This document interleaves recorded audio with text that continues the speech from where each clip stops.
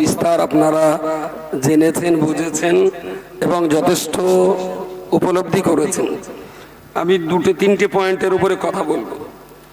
আমার প্রথম number point হলো এটা, এই ওয়াকফ সম্পত্তি বাঁচাবার জন্যে আন্দোলনটা মুসলমানরা একা করবে না দেশপ্রেমিক, সংবিধান প্রেমিক, হিন্দু, খ্রিস্টান, শিখ, জৈন, বৌদ্ধ, অন্যান্য ধর্মাবলম্বী যারা আছেন এই সমাবেশ, এই রকম আন্দোলন মুভমেন্ট ওয়াকফ বাঁচানোর জন্য এই আন্দোলন শুধু মুসলমানরা একা করবে না অন্যদেরকে সাথে নিয়ে করবে? আচ্ছা, সবাইকে যদি একসাথে নিয়ে করতে হয় তাহলে আপনি যেমন নারায়ে তাকবীর দেন তাদেরও হরিবল দিতে হবে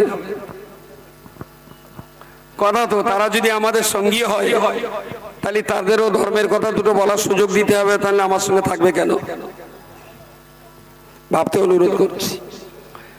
আজকের এই সমাবেশ কয়েক হাজার মানুষ এখানে সমাবেত হয়েছে।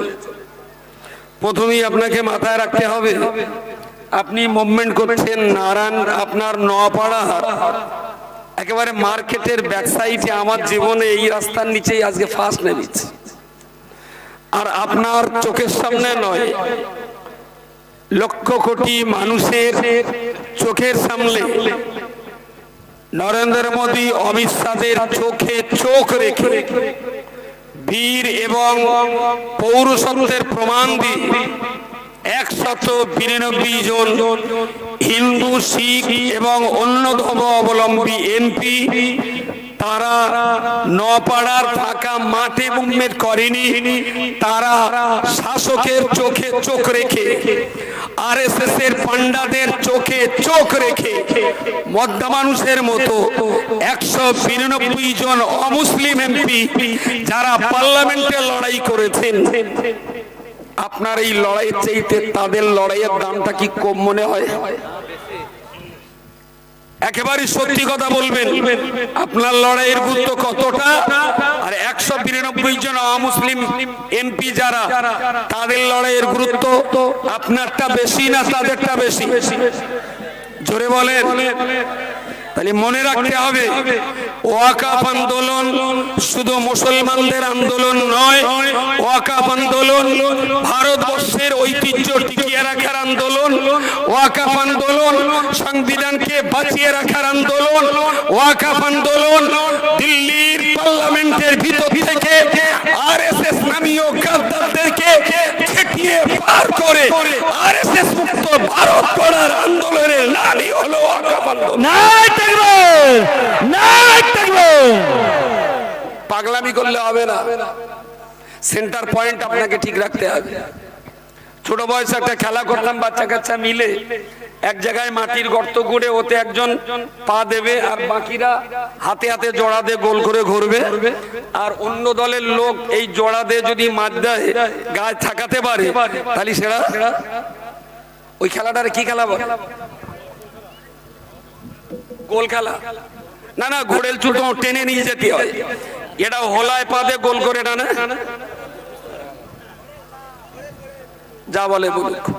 আচ্ছা, এই অন্যকে মাত দিতে যে সবার আগে আছে সে তো টেনে আর একজনকে ছুঁয়ে দেবে, জোর করে টানার কারণে যদি হোলা থেকে পা উঠে যায়। আমি দেখছি আপনাদের মুভমেন্ট মাঝে মাঝে হোলা থেকে পা উঠে যাচ্ছে।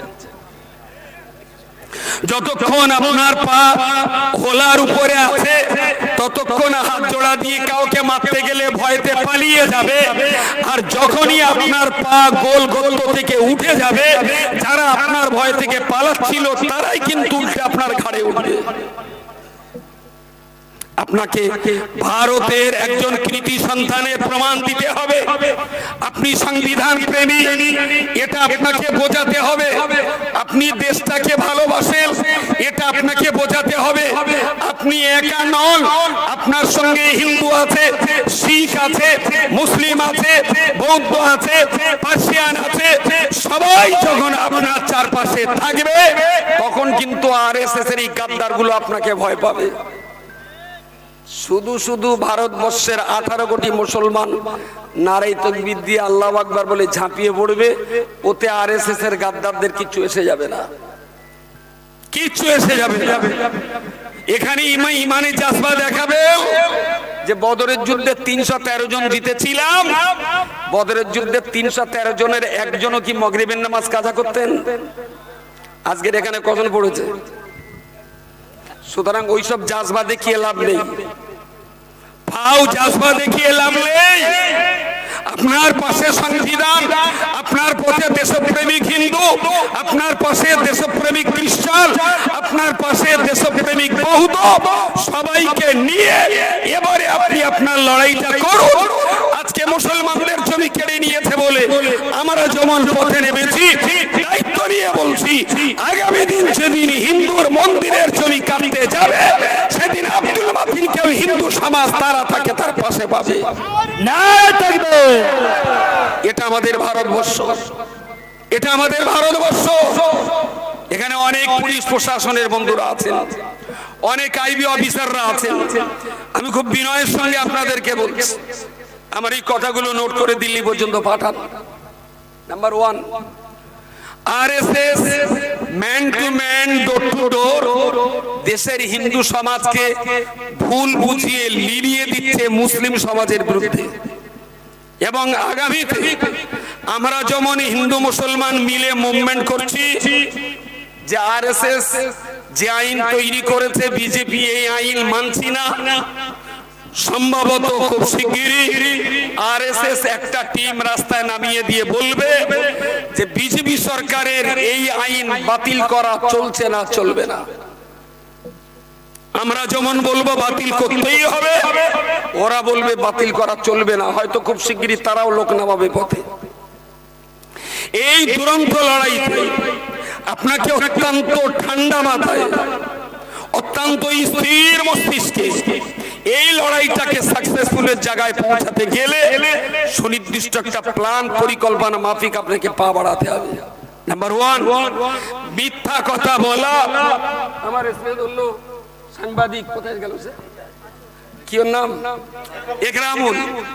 একরামুল বলছিল আপনাদের যে চাটুকর, দালাল, গদি মিডিয়া, এই গদি মিডিয়াগুলো হিন্দু সমাজকে বুঝিয়ে ফেলেছে একটা অংশকে, যে ওয়াকফ বোর্ড যেখানে যেখানে নোটিশ দেবে বিনা কৈফিয়তে সেই সমস্ত সম্পত্তি ছেড়ে দিতে হবে। তুমি নরেন ঘোষ, আমার এই দাদার কি নামটা জানো? রবীন ঘোষ। আমার বয়স কত দাদা? বয়স 38, তারিখ আমার হেঁটোর বয়স বাড়বে। আমার রবীন ভাই আমার ছোট ভাইয়ের মতো 38 বছর, আমারই 50, আমারও বয়স যে আমার হেঁটোর বয়সও তাই। তো যাই হোক, উনি একজন হিন্দু সম্প্রদায়ের মানুষ, এক সপ্তাহ এই সমাবেশ সফল করার জন্য এদের সঙ্গে লেগেই রয়েছে দিন রাত 24 ঘন্টা। ওনার তো সম্পত্তি কাড়েনি, উনি কেন লড়তে যাবে? এই ধরনের হাজার নয় লাখ রবীন বাবুদের মাথায় গদি মিডিয়া মিথ্যা প্রোপাগান্ডা রটিয়ে হিন্দুদের মাথায় ঢুকিয়ে দিচ্ছে এই কথাগুলো, যে ওয়াকফ বোর্ড তোমার বাড়িতে, তোমার দোকানে, তোমার জমিনে, তোমার জলঘরে, তোমার ভাটায় তারা নোটিশ লিখে দিয়ে বেড়ে দেবে, বলবে এটা ওয়াকফের সম্পত্তি। তুমি বসিরহাটের court, Barasat court, supreme court, কোন কোর্টে যে বিচার পাবে না। ওয়াকফ যা বলবে তাই। একদিন তোমাকে ঘর, বাড়ি, দোকান, জলকর, ইটভাটা সবকিছু ছেড়ে দিয়ে তোমাকে ফুটপাতে চলে যেতে হবে।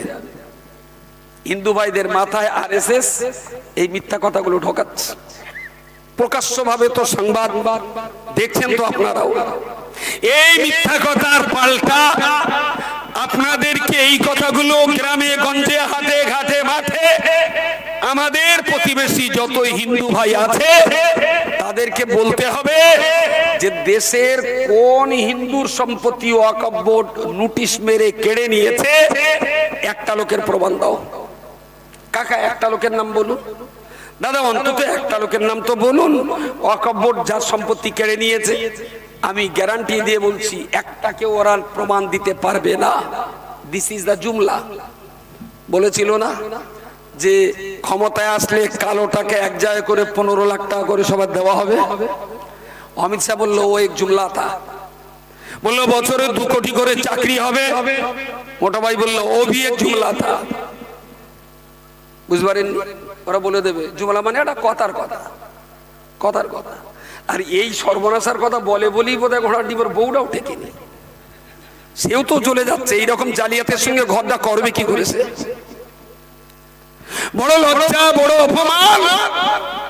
আরে নপাড়া চায়ের দোকানে একটা লোক মিথ্যা কথা বলতেই পারে, ফুটপাতে একটা দুটো মানুষ কম বেশি একটু মিথ্যা কথা বলে, কিন্তু সংবিধানের শপথ নিয়ে, ধর্মের শপথ করে পার্লামেন্টে দাঁড়িয়ে নরেন্দ্র মোদী আর অমিত শাহ এত পরিমাণ মিথ্যা কথা বলে, গোটা দুনিয়ার কোন পার্লামেন্টে এত মিথ্যা কথা কেউ কখনো বলে না।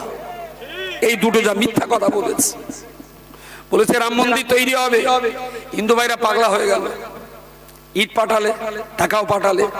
আমি হিন্দু ভাইদের চরণ ধুলিতে প্রণাম জানিয়ে বলছি, আল্লাহর রাস্তে আমাদের চিনতে শিখুন, আল্লাহর রাস্তে আমাদের কথাগুলো বুঝতে শিখুন। আপনাদের চোখে ধুলা দিয়ে একটা রাম মন্দির তৈরি করতে যে 450 হিন্দু মন্দির ভাঙা হয়েছে, আপনি কি তার খবর রাখেন? আপনাদের চোখে হিন্দু মুসলমান ভারত পাকিস্তানের চশমা লাগিয়ে দিয়ে বলল গরু আমাদের মা, আর মুসলমানরা সেই গরু খায়। বলো তাহলে এই মুসলমানদের জব্দ করার জন্য তুমি বিজেপি ছাড়া কোন পার্টি করবে? কয়েক হাজার মানুষ এখানে আছেন।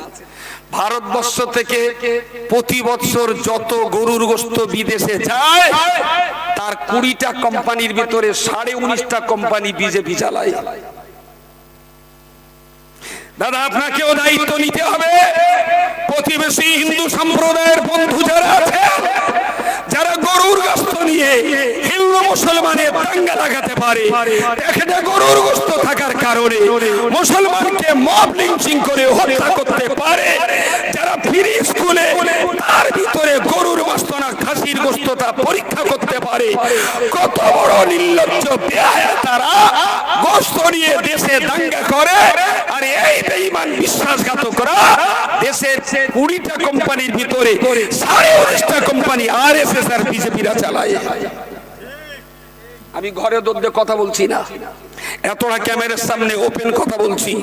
হিন্দু ভাই আপনি প্রশ্ন করবেন না বিজেপি লিডারদের, হিন্দু ভাই আপনি জিজ্ঞেস করবেন না আরএসএস এর পান্ডাদের, বিজেপি বন্ধু আপনি জানতে চাইবেন না নরেন্দ্র মোদী আর অমিত শাহদের, যে আপনারা বলছেন গরু মাতা ওরা জবাই করেছে তাই ওদের মেরেছি, তাহলে সেই গরুগুলোকে জবাই করে বিদেশে তার গোশত রপ্তানি করে টাকা রোজগার করছেন কোন লজ্জায়?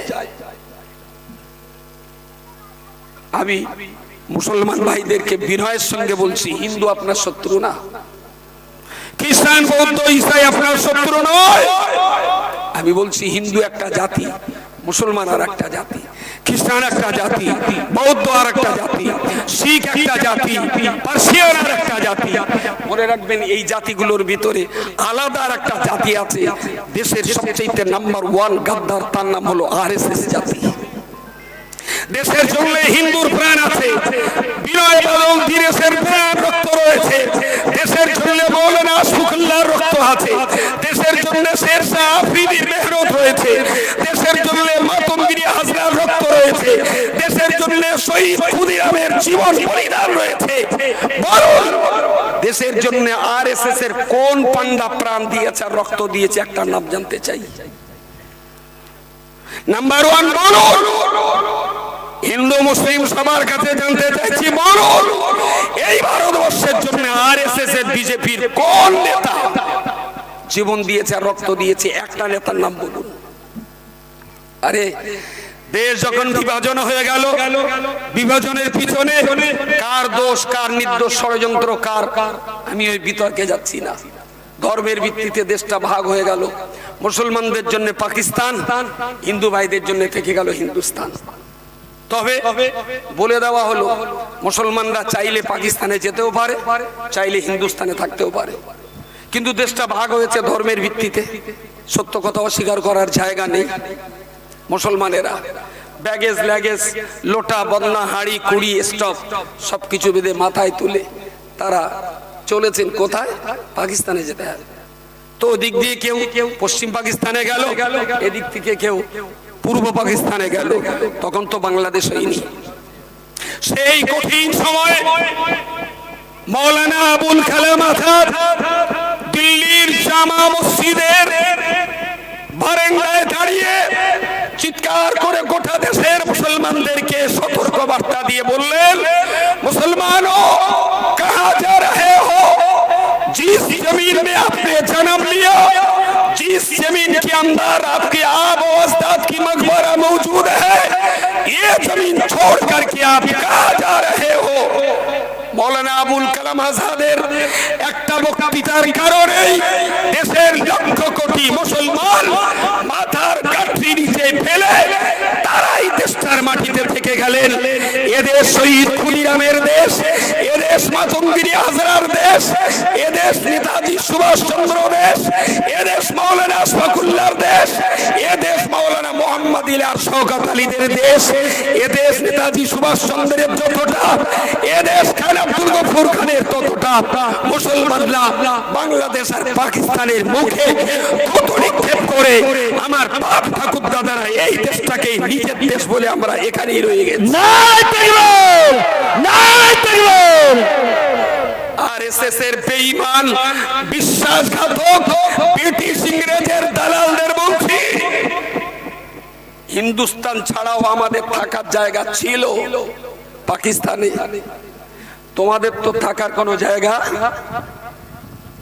ছিল না।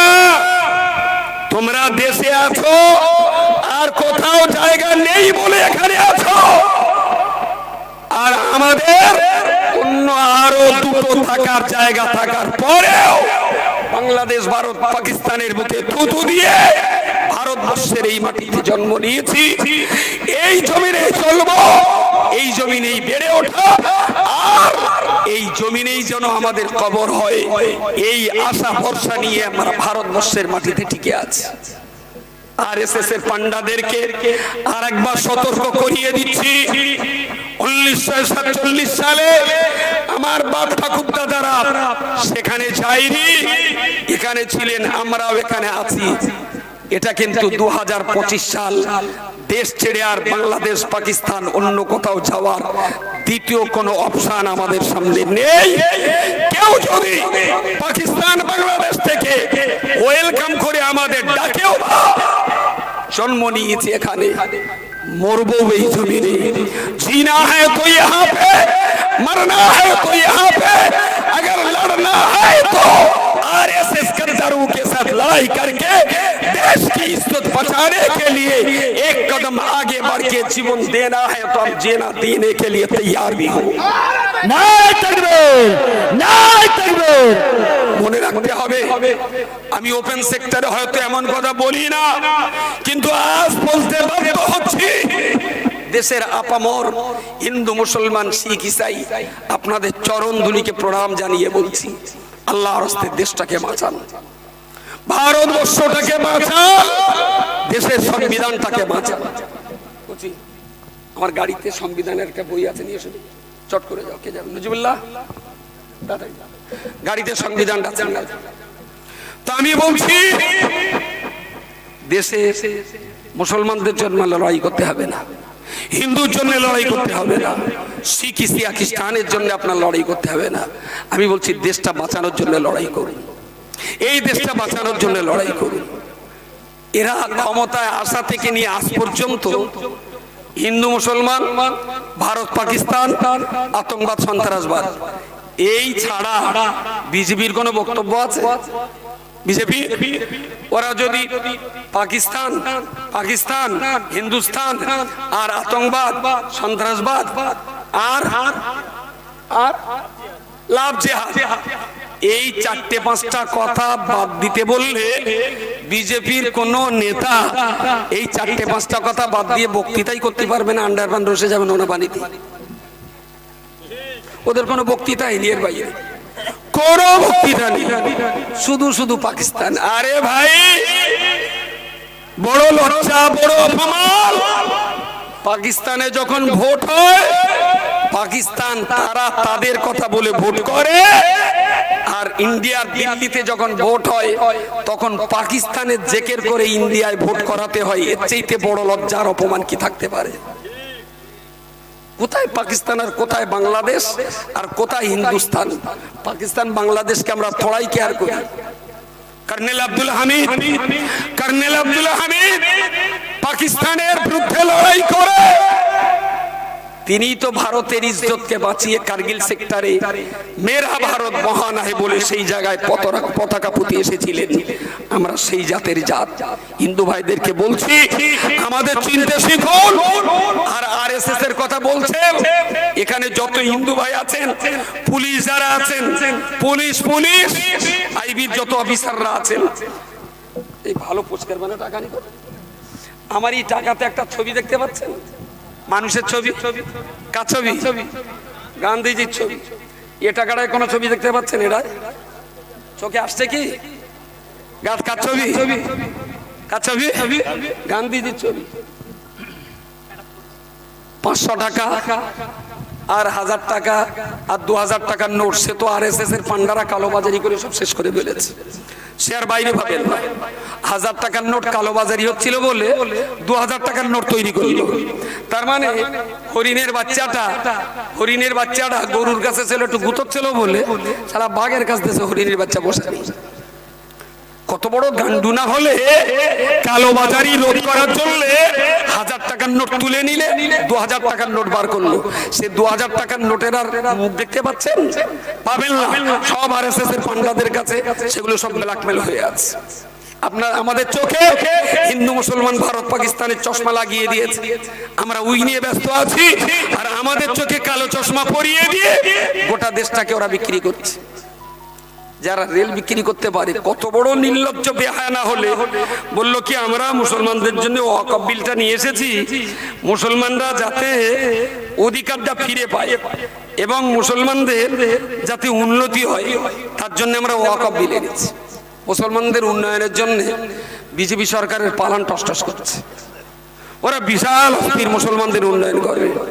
নির্লজ্জের মতো এটাও বললো যে ওই কমিটিতে মহিলা আগে ছিল না। এটাও মিথ্যে কথা।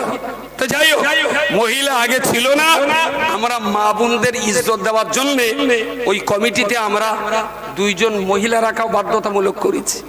আমি বললাম, অমিত শাহ, আমাদের এই কমিটিতে মহিলা থাকবে না থাক, মেয়েদের জন্য তোমার এত যখন দরদ, তোমার বর্দারে বলো ভাবিটার নাম তত ঘরটা করুক।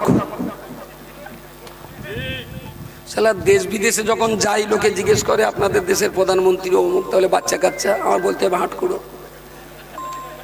এমন একটা প্রধানমন্ত্রী আমাদের দেশে হলো যে বলার কোনো কায়দা নেই। শেষটা জিজ্ঞেস করলে কেন বিয়ে করিনি, আমি বললাম হ্যাঁ করেছিল, তো খবর? আমি বললাম সংসার হয়নি। তারাও আমাদের জুতো পেটা করে, যে লোক একটা বউলে ঘর করতে পারেনি সে ভারত চালাবে কি করে? তার মানে বিশ্ব সভায় ভারতের মান সম্মান ইজ্জত সব শেষ করে দিলে এই দুই দালালই শেষ করে দিয়েছে। আর এই সত্য কথাগুলো এই ওপেন সেক্টরে চিৎকার চেঁচামেচি করে বলার পরে এরা যদি মনে করে বয়স 50 বছর, বাকি বয়সটা আরএসএস এর ছেলে মৌলানা ফজলে খায়ের আবদির মতন জীবন দেওয়ার জন্য আমরাও তৈরি আছি। নারে তাকবীর, নারে তাকবীর। আমাদের পূর্বপুরুষরা যেমন দিয়ে গেছে দেশের জন্য, সেই দেশের জন্য যদি মরতে পারি এটা আমাদের কাছে বড় গর্বের, বড় আনন্দ বলে আমি মনে করি।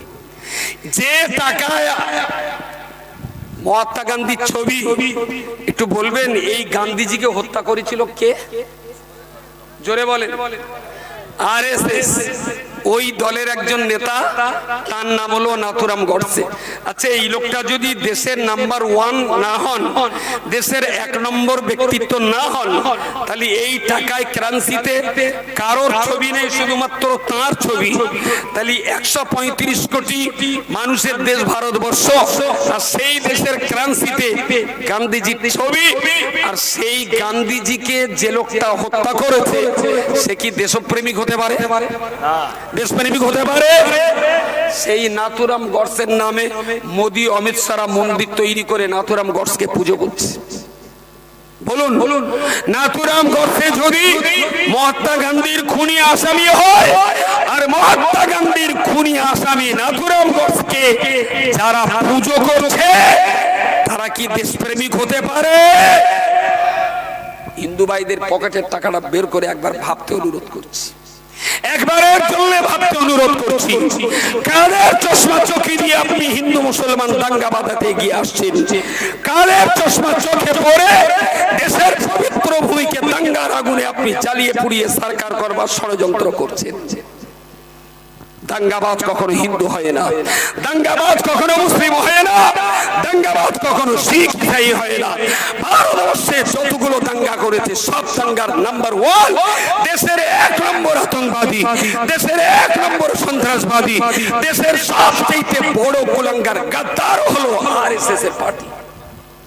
এর চাইতে বড় গাদ্দার, এর চাইতে দেশের জন্য বড় সর্বনাশা আর কেউ করেনি যে কাজটা করেছে আরএসএস।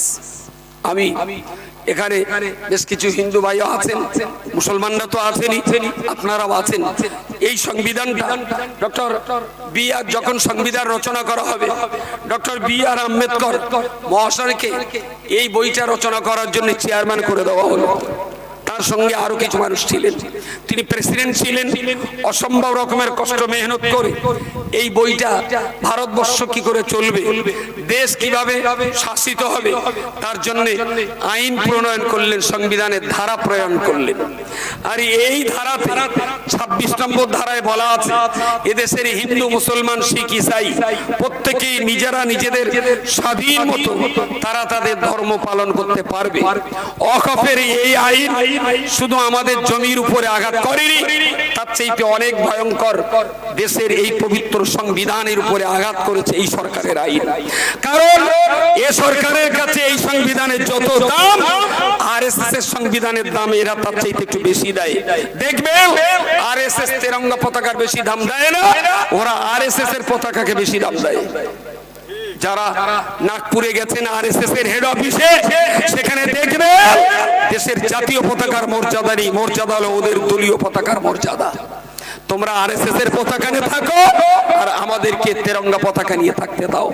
এতটা মানুষ আমরা এখানে আছি, এখানে এই শপথ বাক্য আমরা এই সংবিধান হাত দিয়ে আমরা শপথ বাক্য পড়ি, বাঁচি আর মরি।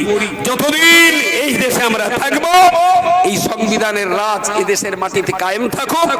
যারাই সংবিধানের বিরুদ্ধে কথা বলবে, হিন্দু মুসলমান জৈন খ্রিস্টান এক হয়ে আমরা তাদের বিরুদ্ধে সংগ্রাম করেই যাব। আমার এই কথায় আপনারা কি একমত আছেন? একদম। একটু দাঁড়িয়ে পড়ুন, অন্তত এই বইটার মর্যাদা দিয়ে একটু দাঁড়িয়ে পড়ুন। সবর সবর সবর সবর। দাদা সামনে আসুন, দাদা সামনে আসুন। ওই দাঁড়ান দাঁড়ান দাঁড়ান, আরো সবাই দাঁড়ান, আরো একজন ও পাশে একজন। আসসালামু আলাইকুম, সরে আসুন, হাত বাড়ান, একটু হাত বাড়ান, এটা যেন দেখেন। আচ্ছা, এই সংবিধান আপনাদের কারোর বাড়িতে আছে? আছে মাত্র 999 টাকা দাম। অনলাইনে বুক করে প্রত্যেক মুসলমান হিন্দু সবার বাড়িতে একটা করে সংবিধানের বই থাকাটা খুব জরুরি। এটাই হলো এই দেশের জন্য, এই দেশের জনগণের জন্য রক্ষা কবচ এই সংবিধান। সুতরাং আল্লাহকে পাওয়ার জন্য, ইসলাম মানার জন্য যেমন আপনি কোরআন পড়েন, হিন্দু ভাইরা যেমন বেদ বাইবেল পড়েন, এই দেশের মাটিতে ঠিকঠাক বাঁচতে গেলে দেশের আইন কানুন আর সংবিধান জানা আপনার জন্য খুব জরুরি। সবাইকে অনুরোধ করছি, এই সংবিধানটা মাত্র 999 টাকা দাম। অনলাইনে বুক করে প্রত্যেক হিন্দু মুসলমান একটা করে সংবিধান কিনে ফেলুন। যদি কখনো দিল্লি যেতে হয় সেদিন খালি হাতে যাব না, হাতে একটা করে সংবিধান বুকে নিয়ে আমরা দিল্লিতে সেদিন যাব। নারায়ে তাকবীর, নারায়ে তাকবীর, আল্লাহু আকবার। আমি কয়েকটা স্লোগান দেব, আমার সঙ্গে একটু স্লোগানের গলায় গলা মিলি একটু সবাইকে স্লোগানগুলো দিতে অনুরোধ করছি। যারা সংবিধানটা ধরে আছেন, আমরা সবাই তো ওখানে হাত দিতে পারছি না, তো আমরাও এই সংবিধান ছুঁই একটু স্লোগানটা দিই। আমার সঙ্গে গলা মিলি একটু জোর আওয়াজে, ডান হাতটা একটু শক্ত করুন দিন, একটু শক্ত, একটু ভালো করে মুঠো বাঁধেন, শীত টান টান করে। এবারে আমার সঙ্গে বলুন, হিন্দুস্তান জিন্দাবাদ, জিন্দাবাদ, জিন্দাবাদ, হিন্দুস্তান জিন্দাবাদ, জিন্দাবাদ, জিন্দাবাদ, মোদি অমিত শাহ মুর্দাবাদ, মুর্দাবাদ, মুর্দাবাদ, মোদি অমিত শাহ মুর্দাবাদ, মুর্দাবাদ, মুর্দাবাদ, all India Muslim personal law বরাবর জিন্দাবাদ। জিন্দাবাদ জিন্দাবাদ 26 এপ্রিল ব্রিগেড সমাবেশ সফল করুন, সফল করুন সফল করুন 26 এপ্রিল ব্রিগেড সমাবেশ সফল করুন। সফল করুন সফল করুন সংবিধানের উপরে আঘাতকারী বিজেপি সরকার নিপাত যাক, নিপাত থাক নিপাত থাক সংবিধান বিনষ্টকারী বিজেপি সরকার নিপাত যাক, নিপাত থাক নিপাত থাক সংবিধানের উপরে আঘাতকারী আরএসএস ধিক্কার, ধিক্কার ধিক্কার আরএসএস এর গুন্ডাগিরি মানছি না, মানব না। মানছি না মানবো না দেশের শত্রু আরএসএস এর কালো হাত ভেঙে দাও, গুড়িয়ে দাও। দেশের শত্রু আরএসএস এর কালো হাত ভেঙে দাও, গুড়িয়ে দাও। ভেঙে দাও গুড়িয়ে দাও দেশের সংবিধান রক্ষার্থে সমস্ত মানুষ এক হও, এক হও দেশের ঐক্য রক্ষার্থে সমস্ত মানুষ এক হও। এক হও এক হও হাত নাবান নাবান, বসে বসে সর্বশেষ আমি এই কথাটুকুই বলবো আপনাদের, দেশটা শুধু মুসলমানের নয়, দেশটা শুধু হিন্দুর নয়, আপামর জনসাধারণ এদেশের জন্য যারা প্রাণ দিয়েছেন, রক্ত দিয়েছেন, তাদেরই দেশ। আমরা হিন্দু মুসলমানের নিরিখে এই দেশকে ভাগ হতে দেব না, নিরিখে এই দেশকে আর দুটুকরো হতে দেব না। আমাদের সর্বজন শ্রদ্ধেয় জনাব হযরত মাওলানা ইয়াকুব আলী সাহেব হুজুর এসেছেন। আমি মনে করি আজকের এই মজলিসে মুরব্বী মানুষ তিনি শেষ দোয়া সবরসিটা আমি তাকে করার জন্য অনুরোধ করছি। যদিও আমাকে বলেছিল আমি শেষ বক্তা, তবুও হযরত যখন এসেছেন মৌলানা ইয়াকুব আলী সাহেব হুজুরকে অন্তত শেষ দোয়া সবরাসানি। তবে আবার বলছি, মুভমেন্টটা কিন্তু সবার। অনেকে বলবে তাই তো আজকে এখানে হলো, ইয়াকুব তো কিয়াম পড়লো না, তো মুসলমানের তো চুলকুনি তো কম না, কিন্তু কোন জায়গাটায় কিয়াম পড়তে হয় আর কোন জায়গাটায় পড়তে হয় না এটা মৌলভী সাহেবের একটা লোক জানে। সেই জন্যই দয়া করে যেন আবার কাঠি মারামারি করেন না।